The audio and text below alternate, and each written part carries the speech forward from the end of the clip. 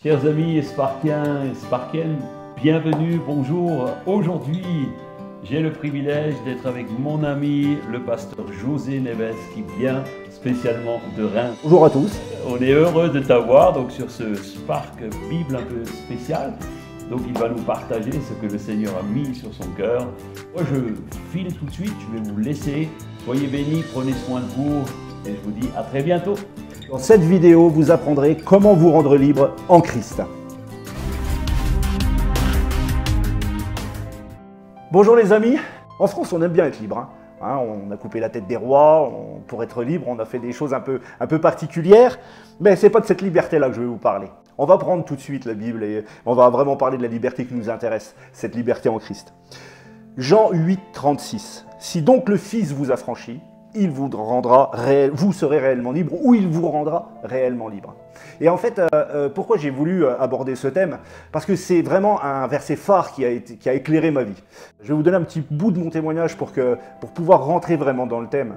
Je suis un ancien toxicomane. Je prenais 2 grammes d'héroïne dans les veines. À l'âge de 19 ans, j'étais vraiment dans tous les domaines, la toxicomanie, dans la consommation, comme dans le deal, c'est-à-dire dans la vente de drogue, etc., etc. Et comme vous pouvez le savoir, c'était extrêmement difficile pour ma famille, parce que je pense que chacun d'entre nous a déjà peut-être eu vent, si ce n'est chez vous, mais au moins autour de vous, de familles détruites à cause de cette addiction.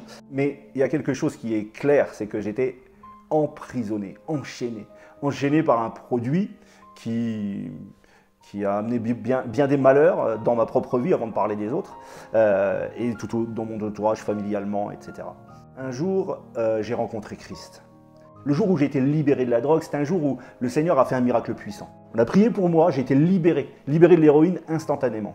J'ai eu la visitation de l'amour de Dieu. Cette visitation était tellement surnaturelle qu'au lendemain, j'étais parti dans un terrain missionnaire ici en France où il y avait un temps d'évangélisation. Je ne sais pas pourquoi, j'ai eu comme un temps où je ne sentais plus le besoin de me droguer.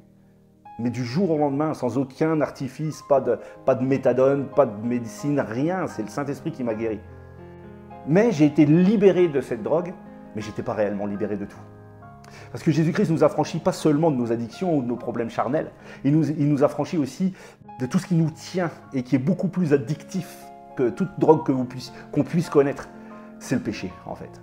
Et ça, j'avais besoin d'être vraiment libéré. Et après cette libération, 1 an s'est passé, je suis allé à l'église, j'ai écouté des prédicateurs, notamment mon pasteur prêchait à l'époque, et puis 1 an après, il y a eu une prédication sur la croix.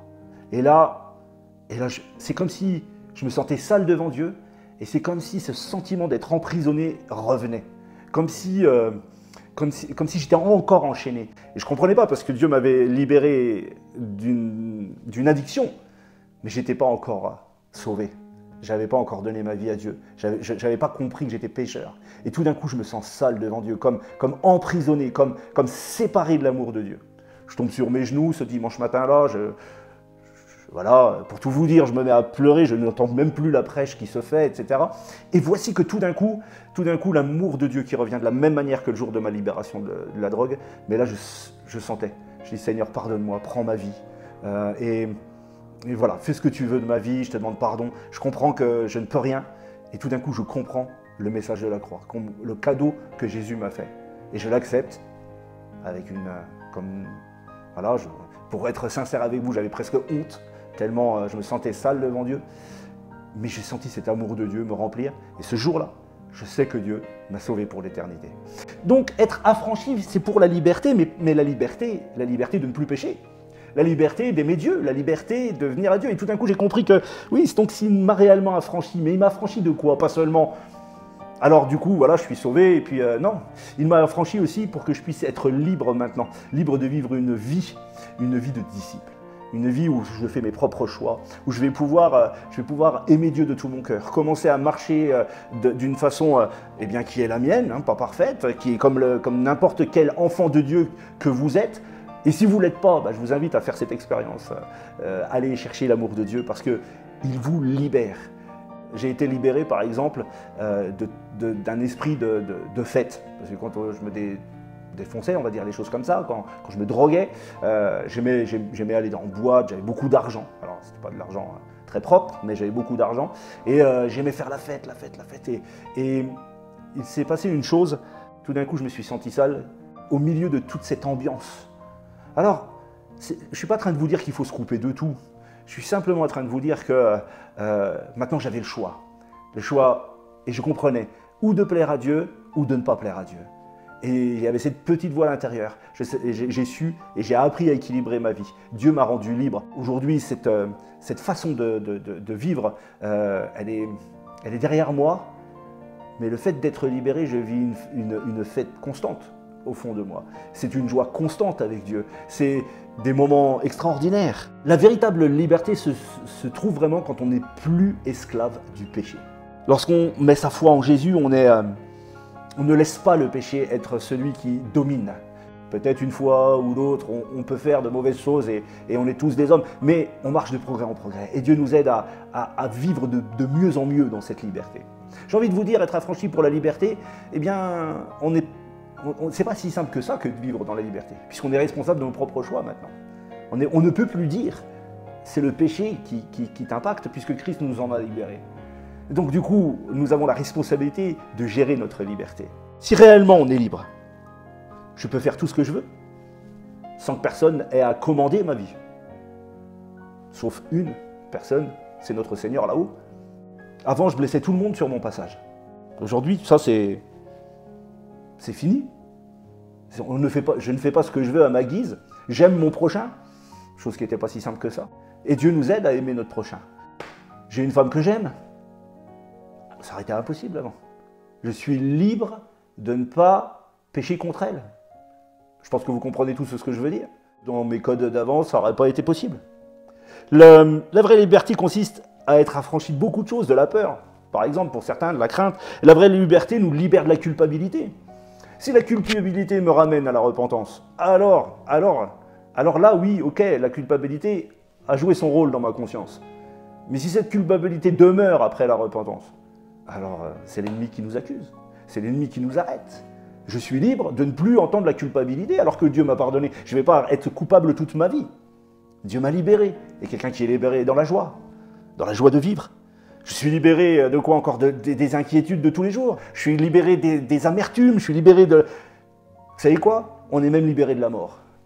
Parce qu'on va mourir, oui, notre carcasse, elle meurt, mais après, on ne mourra pas une seconde fois.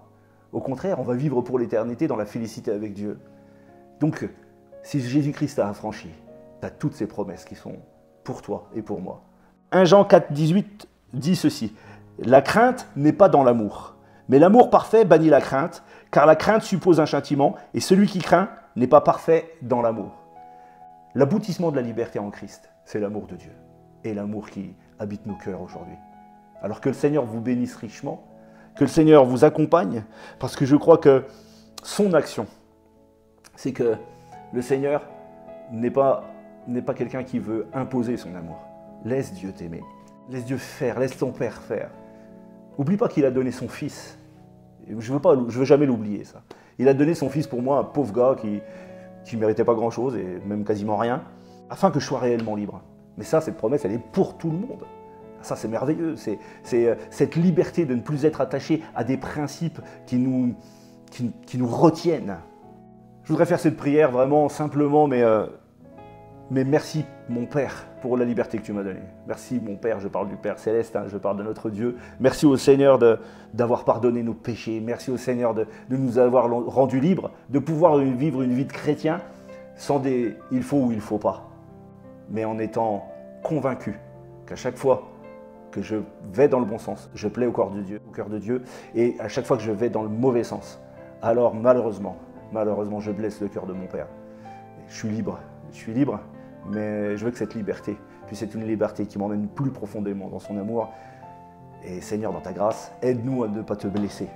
Soyez bénis et que le Seigneur vous encourage dans votre vie.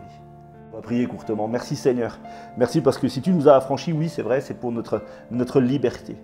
Et c'est toi le Fils qui nous a affranchis. Seigneur, si j'ai une prière à faire, c'est simplement touche le cœur de chacun de tes enfants. Tous ceux qui vivent sous des chapes de culpabilité, qui vivent sous des remords, des amertumes, des non-pardons. Seigneur, viens lever tout ça maintenant, au nom de Jésus. Merci mon Dieu, Amen. À bientôt.